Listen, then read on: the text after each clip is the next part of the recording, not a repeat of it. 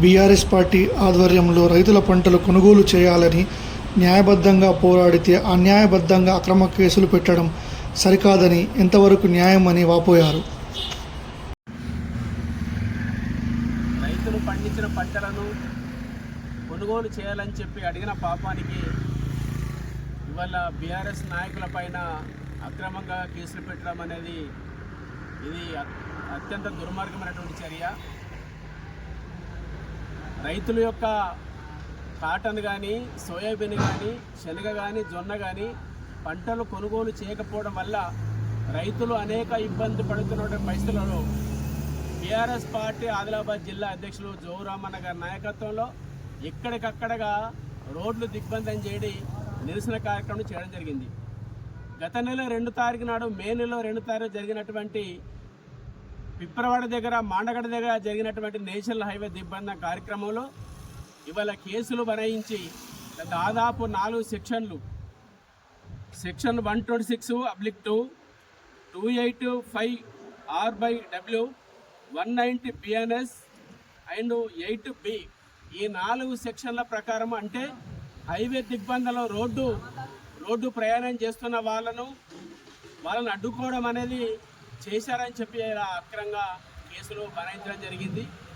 ఇవాళ మేము ఒకటి అడుగుతున్నాం, మీరు ఎన్ని కేసులు పెట్టినా సరే, మమ్మల్ని నిర్బంధాలు పాలు చేసిన పరే, కానీ రైతులకు అన్యాయం జరగకుండా రైతులు పండించినటువంటి పంటలను కొనుగోలు చేసే విధంగా కేంద్ర రాష్ట్ర ప్రభుత్వాలు విఫలమవుతూ ఉన్నాయి.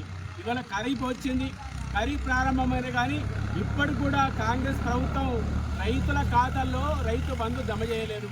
రైతు భరోసా ఆనాడు ఎకరానికి 7,000 ఇస్తామని చెప్పినటువంటి రేవంత్ రెడ్డి సర్కారు ఇవాళ కేసీఆర్ ప్రతిష్టాత్మకంగా తీసుకొచ్చినటువంటి రైతు బంధును ఇవాళ నిర్వీర్యం చేశారు.